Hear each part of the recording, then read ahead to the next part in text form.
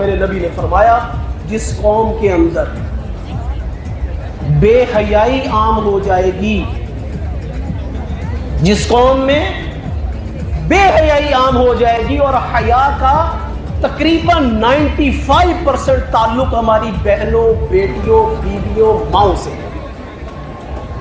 5% جسمانی اعتبار سے بے حیائی کا تعلق مردوں کے ساتھ، البتہ دونوں کے لیے شریعت کے حکم تو ایک جیسے ہیں۔ تو حضور نے فرمایا جب کسی قوم کے اندر بے حیائی عام ہو جائے گی، ان میں ایسے ایسے امراض پھوٹیں گے کہ ان کے آباء و اجداد میں بھی کبھی نہیں سنا ہوگا کہ یہ مرضیں کیا ہیں۔ کورونا کبھی کسی نے سنا؟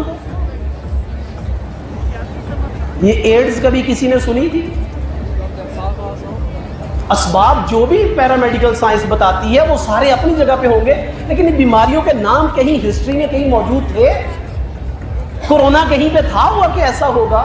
تو جو اللہ اور اس کے رسول کی تعلیمات ہیں یہی میری اور آپ کی کامیابی کا ذریعہ اور سبب۔ اگر میں پیداوار کا مالک ہوں، زمیندار ہوں، میرے اوپر کشر ہے تو مجھے بھی دینا ہے، ورنہ ہمارے گرد و پیش میں حالات میں تو سارے ہی ہوتے ہیں، ان تک یہ بات پہنچانی ہے۔ ورنہ پیسے، میں نے عرض کیا، روکنے سے رزق نہیں بڑھتا، پیسے اللہ کے راستے میں دینے میں میرے اللہ کے نبی نے قسم اٹھا کے فرمایا، قسم ہے اس ذات کی۔ میں اکثر یہ کہا کرتا ہوں کیوں ضرورت پیش آئی میرے نبی کو بات ارشاد فرما کر قسم اٹھا کر کے؟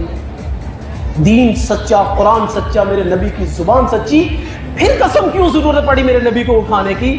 تو ایک وجہ یہ سمجھ میں آتی ہے، شاید اس امت کے بے یقین مسلمانوں کو یقین دلانا میرے نبی کا مقصد ہو۔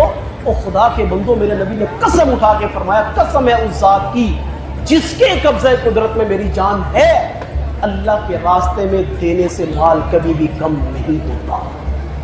اس سے بڑھ کر کوئی اور گارنٹی نہیں مل سکتی۔ ایسے ہی نہیں میرے اللہ نے اتنے سخت قسم کے عذابات موت کے بعد رکھے، قبر میں، مر کر، حشر میں، قیامت میں، اس لیے کہ کائنات کی جو سب سے پاکیزہ شخصیت جناب محمد الرسول اللہ صلی اللہ علیہ وسلم تھے، میرے نبی کی زبان اقدس سے بھی، میرے نبی کے قول سے، میرے نبی کے فعل سے، میرے نبی کے عمل سے، میرے نبی کی اداؤں سے اللہ نے ایک ایک چیز اس امت تک پہنچائی ہے۔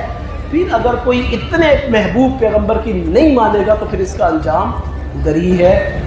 عشر جن کے ذمہ لازم ہے نہیں دیں گے تو ان کی وجہ سے پورا پاکستان ڈوبے گا۔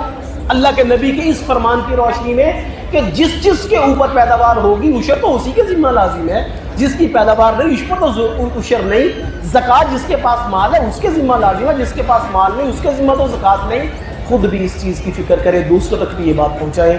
اللہ تعالیٰ مجھے، آپ کو، ہم تمام مسلمانوں کو شریعت کے احکام کو پورا کرنے کی توفیق عطا فرمائے۔